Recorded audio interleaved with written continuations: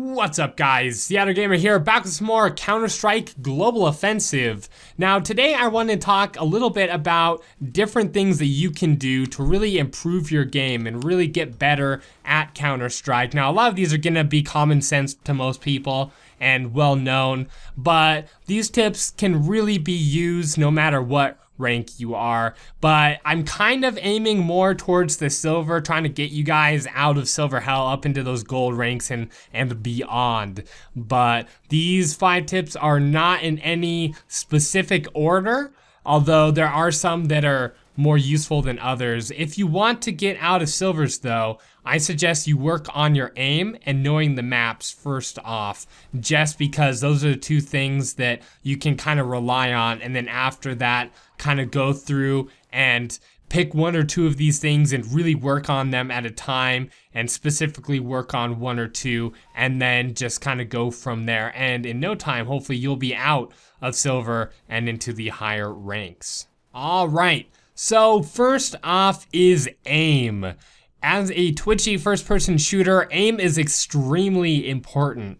CSGO players are really good at aiming, and chances are if you miss, you dead. So aim is also something that you have to constantly practice, guys, and make sure you warm up before going into matches, or else you'll just be balls terrible. So the key to aiming is to start off with your settings right.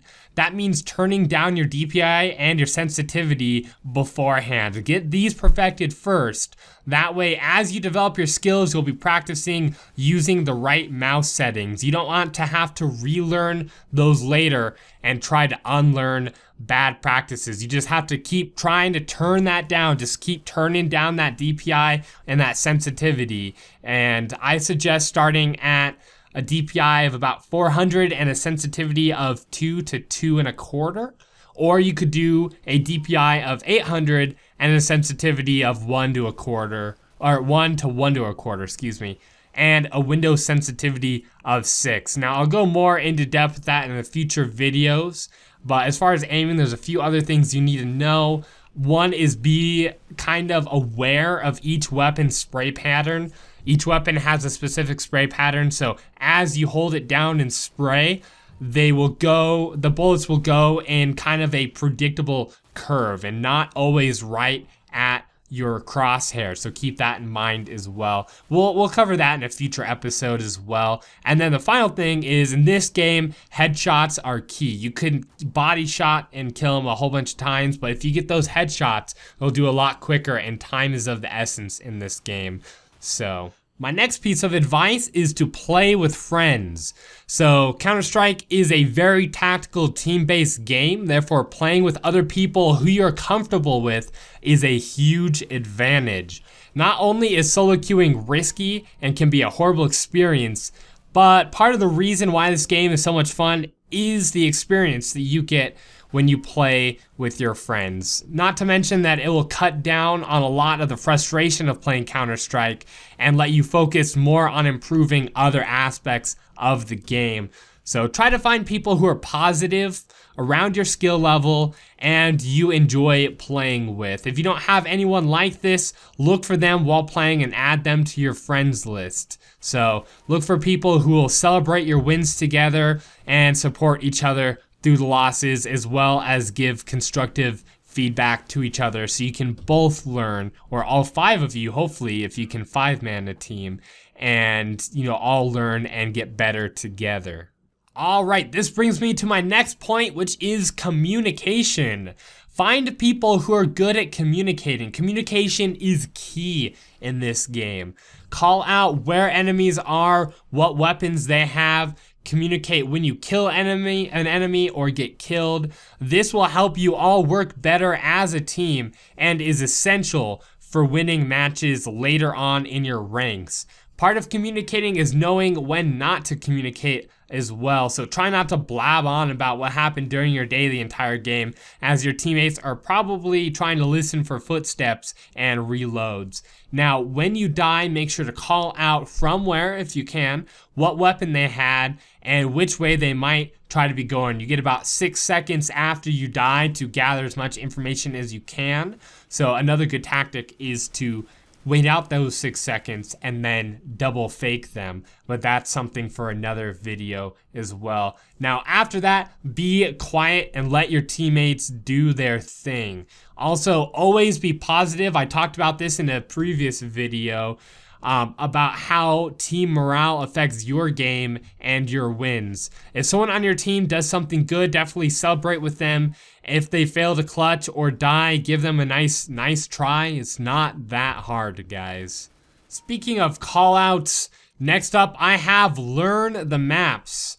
Learning the maps will benefit your play greatly. Learn the common spots that people hide and use them to your advantage. Conversely, when you're rushing a corner, you will know where the enemy will likely be.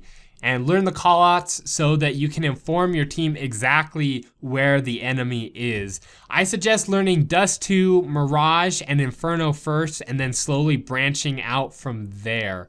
Spend some time watching videos of other people playing and notice what they do, how they move around the map, where they go, and just kind of nice little places they like to be as well. Learn the angles from both CT and T-sided, very important. And when you're playing ranked, you'll be expected to know this map already, so keep that in mind as well.